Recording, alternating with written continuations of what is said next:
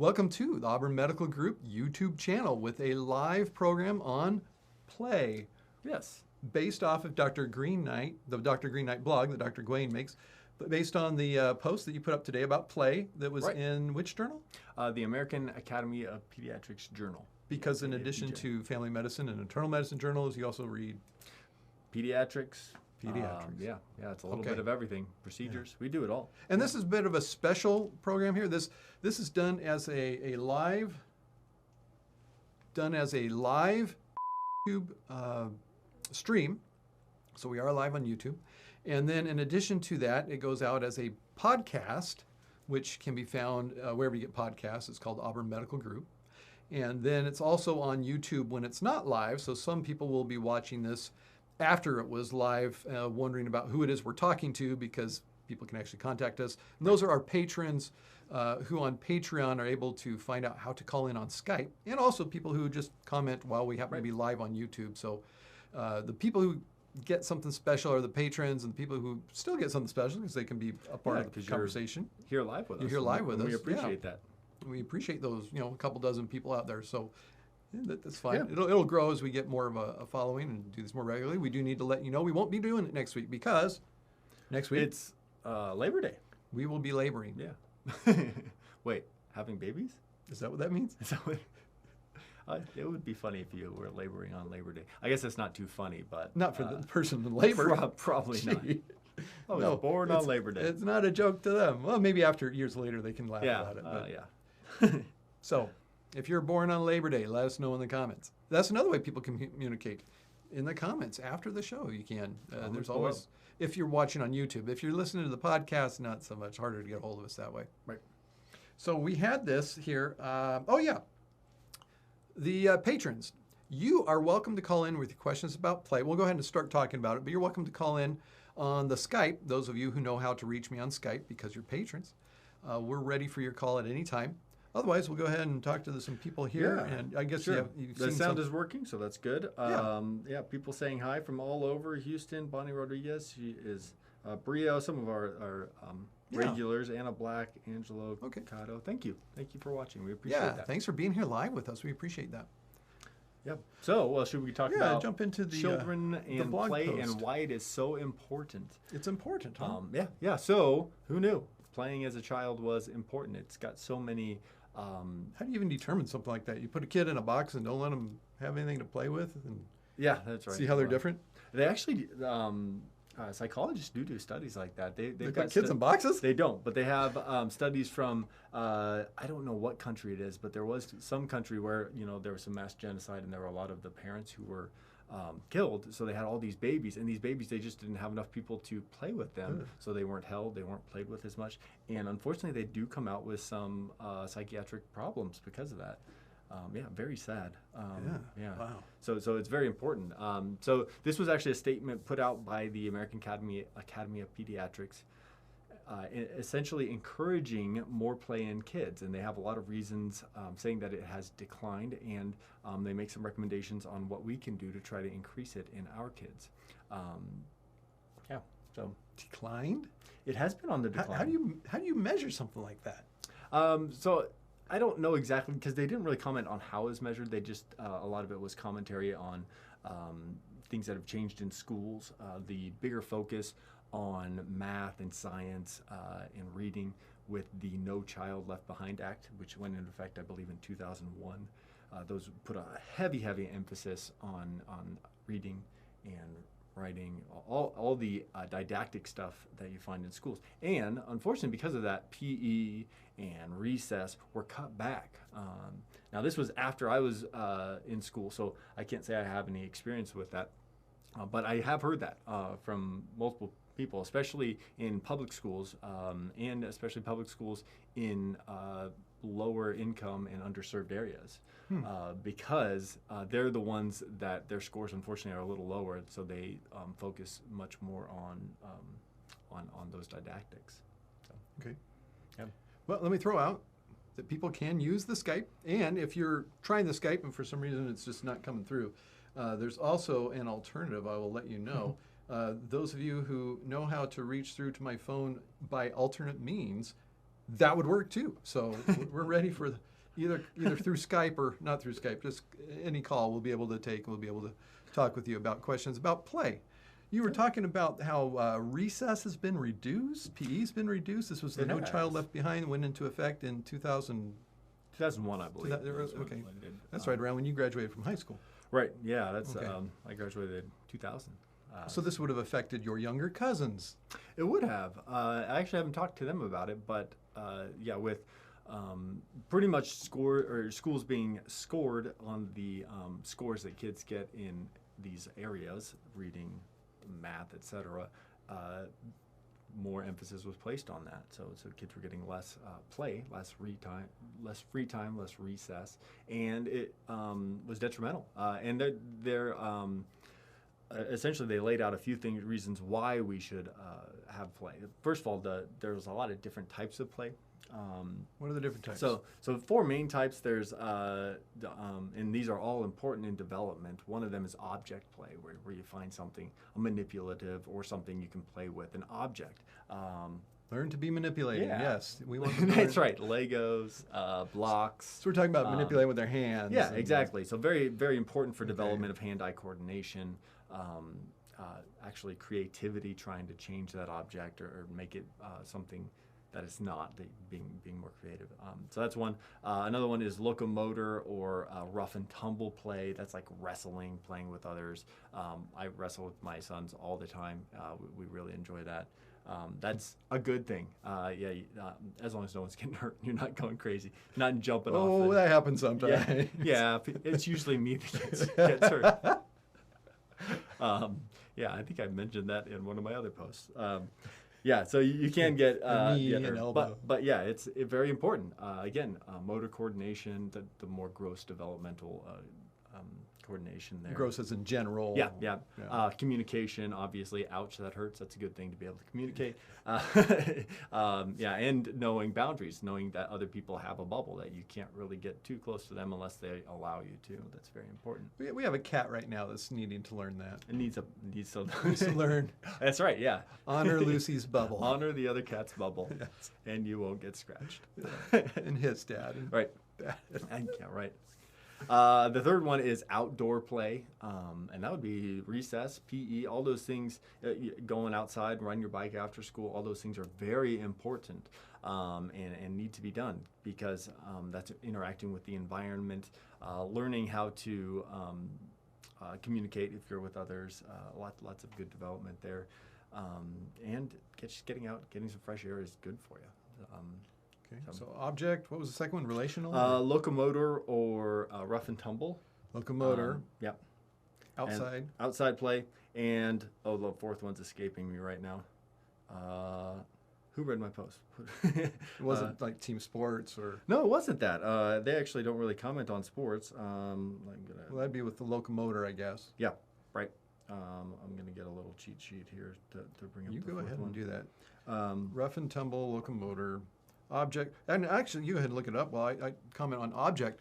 Object is something that you think of first, just simply holding an object, stick it in your mouth, and which is usually how it starts. And then as we get older, we're able to get more fine motor control, manipulate smaller things, until finally you're able to actually manipulate the controller to the Nintendo. There we go. So that last one was... You don't like the Nintendo part, do you? Don't do that. The last one is social or pretend play. So like dressing up. Should we take this call? Oh, we got a call? It's a Skype call. All right. So we're going to take the Skype call. Let's see what we have here. Call and see what we got here. So all those 4 important. Welcome guest. You are on Auburn Medical Group live. And we're hoping that technology works for us so that you can hear us and we can hear you. Who are we speaking with? Leanne. That was a very timid Leanne. Hi, Leanne. Hi, timid Leanne. Are you a first-time caller? First time Yeah, caller, so long I was time watching you listener. and you're still talking, Oh, no. but then you Yes. started talking to me, so I was a little surprised. Ignore the screen. There is a delay. I'm sorry. We should warn callers right. about the delay. That's right. Like there's more voices, and I'm hearing voices. Maybe I There's a do need to slight delay. go see a doctor. So you're talking to the real me, not the me in the past.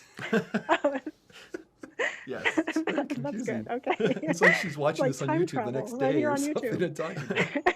Okay, so and our people who are watching can also hear Leanne with, was it a comment or question that you had? I had a question. So if kids are getting enough time with all those 4 different kinds of play at home, then what is the reason that they really need recess? Should they just stick with doing the academic things at school and try to get through so they don't have any homework to take home with them, so that then they have the time at home to play instead? Ooh, great question. So let me see if I understand this correctly. You're saying if you do it at home, is that adequate? Correct. Yes. Okay, gotcha. Okay, so if we're just playing at home, why can't school just be didactics? Right. They address this kind of in the article. You guys can read through it, but there's a few reasons. One is in some places, play at home is not that, first of all, safe if you're living in a neighborhood that may not, where you can't go outside and play, or you don't have the ability, to find an area to go play. Or in the lower socioeconomic areas, you may not have the ability to purchase things that you can play even in the home. That being said, it should, so it may not be happening at home. So that's one reason we need to have it in school to make sure it happens. And it's also good to break up the day. Kids, studies have been found that you learn a lot better if you break up your time. It's really short that we're actually able to keep our attention. You're losing yours right now. Come back to me. No, okay. I was focused. So because of that, it's good to actually get out and not do something My where eye was we're born that way. solely using our brains. So if we get outside and do some exercise, some recess, while we're using those other parts of our body, actually our brain kind of resets. We're not using it as hardcore, and we're able to assimilate knowledge much better because of that. Okay. Yeah. Leanne, did that answer your question adequately? Yeah, but then I have kind of a follow-up question, I guess. Okay, go ahead. Did the study address at all how much homework students should get? I know that's really debated, even in certain schools. There will be, one 3rd grade teacher that gives a lot of homework, and the teacher next door chooses not to give any at all. This sounds like a very specific personal experience. Right. No, this actually did not address that at all. Homework has its own studies, and actually there are some compelling studies that say homework do not help at all. Yeah. And Interesting. I would have to look up the references for those. But this was just focused on play, not on any of the homework. This article. Okay. All right, thank you, Leanne. Thanks for calling. Thanks. Thanks Thank for you. calling in. Bye. Let's turn you off here. There we go. Yeah, That's pretty cool. That was our first caller. Hey, So excellent. You Thank too can be a caller. You just look and become a patron. Become and a patron. I regularly put out what the code is on Patreon so you can get on. Yeah. Let's see. We have some other comments here from people in other places, like in the UK. Let's see. Schools have lost the competition. All kids are equal, and there aren't any winners or losers anymore. Healthy competition is good for kids. So yeah, that's true. Yeah, I hear that a lot, and I think what people are getting at is some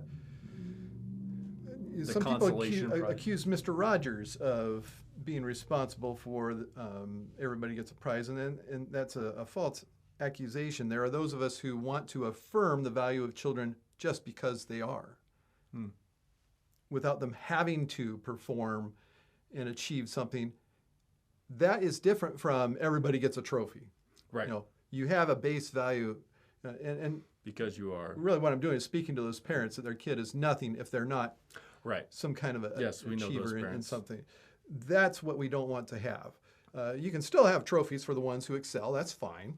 Right. But we do still need to have that base value of you are valuable just as you are. You don't have to do any sort of performance to have my acceptance and love. Right. Yeah, I agree totally. Okay. Yeah. Then I accept you. Good. Yeah. Do I get an award for that? Got a trophy. Yeah, I got a trophy. I am accepted. Let's see here. Bianca, I'm so glad we don't have gun problems. Yeah, that's good.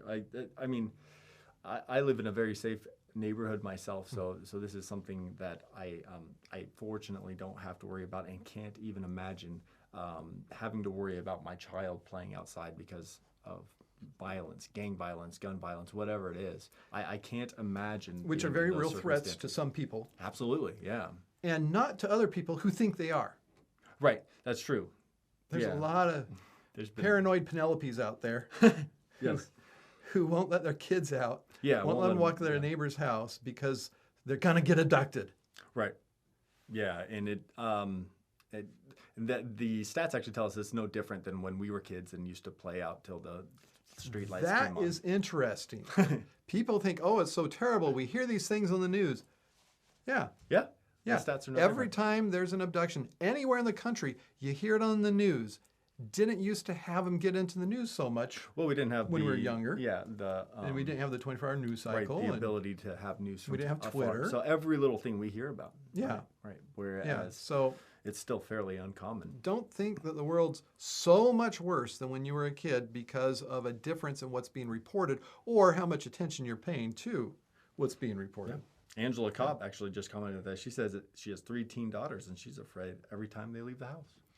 I don't know understand that. I don't know where I you live, understand. but I'm sorry that you feel that way. That it's When I had 2 teen daughters, I felt the sure, same. I can understand that. I've got a little girl, like she's a 1.5, and But you know I'm what? worried about her. Despite all that worrying, they're absolutely fine.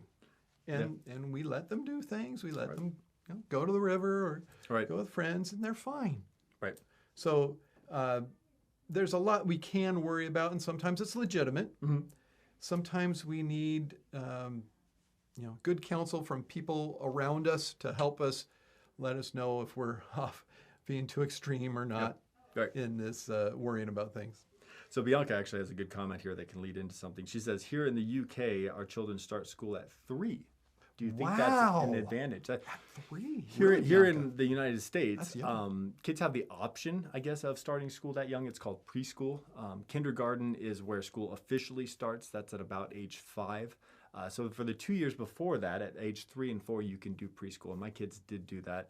You can do it every day. We just did it a few times a day because we're selfish and like our kids at home. But it was kind of preparing them for school, real school, kindergarten. But they actually do comment on that. So they say that starting kids that early is not a bad thing, but at that age, we need to focus more on play, not on any of the didactics. That actually shouldn't really be a part of the program at all until they get into kindergarten. So in preschool, I remember that my son was learning the alphabet, starting to do some early math and things like that. Now that's okay, but it should be incorporated into full-on play.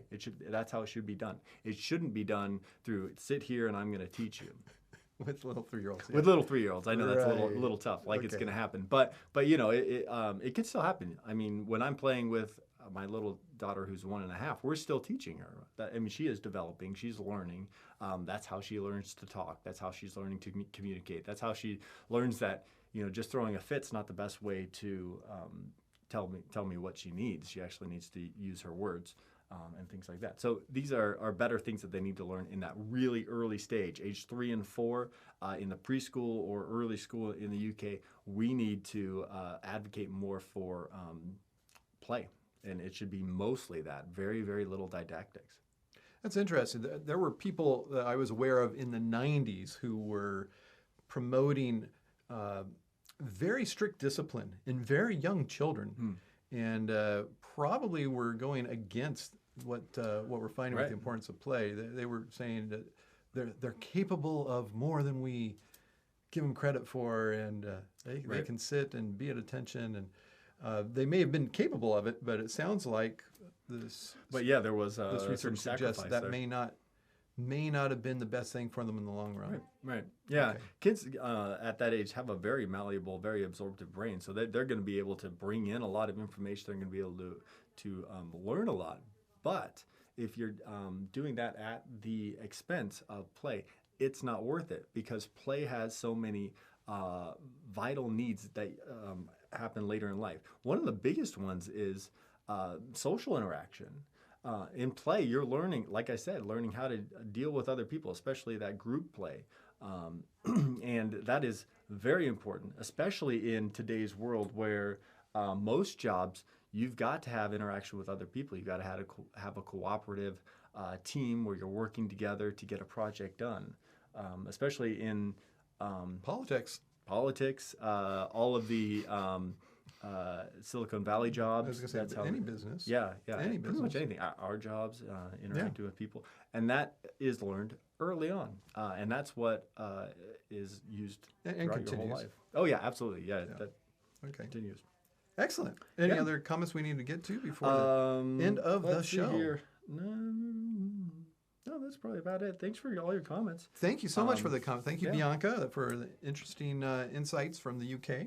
Yeah, make sure you check out the blog. I do go into some things that you can do at your local level to try to incorporate some more play into school. I'm going to make sure that I get this article into the hands of my kids' teachers because I think this needs to happen. Make sure you track it down and get it into your kids' teachers' hands as well. And if people want to make sure that they're getting your blog, So you just go to the homepage. Like I said, I was redoing it. Now it's right there at the top. You can put in your email address, just one email a week with the post of the week. Where is this homepage? This is drgreenknight.com, drgreenknighd.com. Check it out. Very good. And did you have any patrons you needed to thank? Absolutely. Boo Boo Kitty, thank you. I appreciate it. And also Call in Lindsay next time. And also Lindsay Antwine. And both Lindsay and Boo Boo have access to the how to call in. They just weren't able to or didn't have a question about play and young children. Maybe next time. Okay, yeah. Until next time, Dr. Gwen Vaughn, Dr. Mark Vaughn telling all of you to stay in good health.